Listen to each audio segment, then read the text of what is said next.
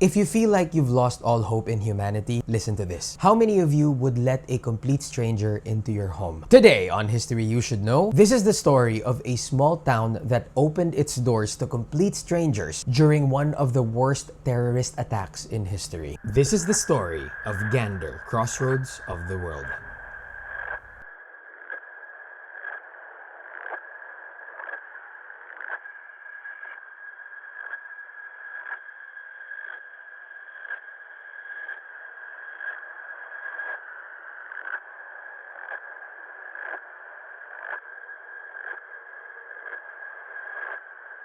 It was business as usual inside New York's World Trade Center. It was a clear Tuesday morning. Little did anyone know that in about 60 seconds, the world would never be the same. 8:46 a.m., American Airlines Flight 11 crashed into the North Tower. 17 minutes later, Flight 175 flew into the South Tower. Less than 2 hours after the first impact, the Twin Towers would collapse, claiming thousands of innocent lives in the worst act of terrorism ever committed on U.S. soil. Among those who perished were office workers, first responders, and the passengers and airline crew aboard the flights. Even the Pentagon was hit by a third plane, causing multiple casualties. And even more damage could have been done by the terrorists if it weren't for the brave souls aboard the fourth flight believed to be headed towards the U.S. Capitol building, United Airlines Flight 93. The passengers attempted to take back the plane from the armed hijackers, which led to it crashing in a field in Pennsylvania, several miles away from its intended target. Tragically, all lives were lost. Eventually, an extremist Islamic militant group called Al-Qaeda took responsibility for the attacks. Their leader, Osama bin Laden, had long hated the United States. This wasn't his first bombing attempt. This wasn't even the first bombing of the World Trade Center itself. In 1993,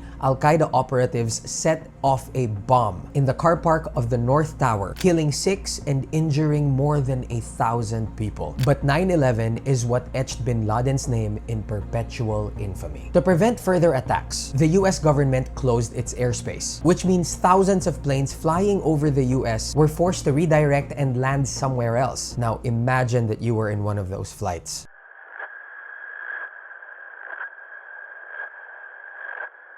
The pilot announces you will be making an emergency landing. There's no social media or smartphones, so you have no idea what's going on. And you've also been in the air this whole time. And then you land in an unknown town thousands of miles away from your destination, surrounded by complete strangers who were just as anxious and afraid as you. That's exactly the fate of 38 international flights on 9/11 when they landed in the small town of Gander, Newfoundland in Canada. 6,700 passengers found themselves in a place they've probably never even heard of. And when they finally learned of what happened in New York, shock, fear, and despair took over. But in one of the deadliest moments in modern history, the people of Gander decided to provide their visitors with something they desperately needed: hope and humanity. Recently, I had the most profound privilege of being able to listen to the actual accounts of the actual people from Gander on that day. I got to listen to their testimonies of how they welcomed all these strangers into their town, and I could see how vivid the memories still are. The local government and townspeople pitched in to provide shelter, meals, and most importantly, emotional support. In a town of 10,000 people, no hotel could fit 6,700 guests. So the people of Gander and the nearby town of Appleton welcomed their guests. They repurposed community spaces like schools and community centers into shelters. Local restaurants opened their doors to the passengers to make sure they had something to eat. Some residents, like Diane Flynn, started an impromptu barbecue and invited their foreign visitors to share food and stories. One teacher, Diane Davis, provided comfort to shocked and stressed passengers by speaking to them. And, in her own words, many of the skills she used that day were skills she would have used with upset students. Even the animals in the cargo holds were cared for by the local shelter. Individuals like Bonnie Harris, who worked for the local shelter, made sure of that. Impromptu performances were also set up by local artists to provide entertainment. And what people don't seem to realize every time they hear this story was that the people of Gander themselves themselves were also going through the same trauma. At the time, no one knew if there was another attack waiting to happen. Who knows, it could have been them or a nearby town. According to the teacher Diane Davis, when that second plane hit, she just wanted to be with her kids. Sorry.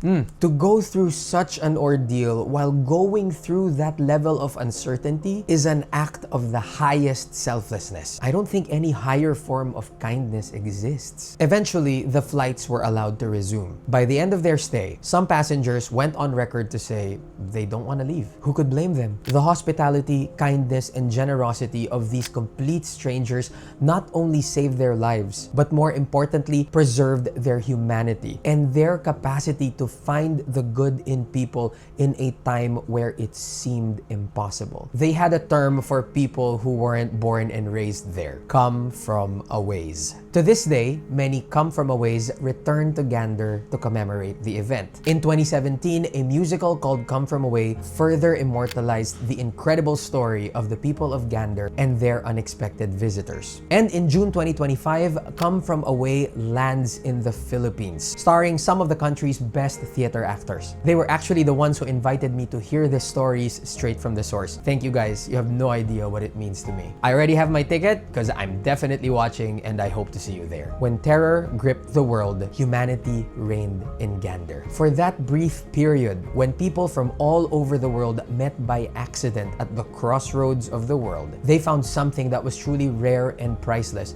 especially on September 11, 2001: hope. This story is proof that in the darkest moments, nothing shines brighter than kindness and the power of the human spirit. Whew, it's emotional for me. Just imagine the musical, right? Follow for more, and boom! Now you know.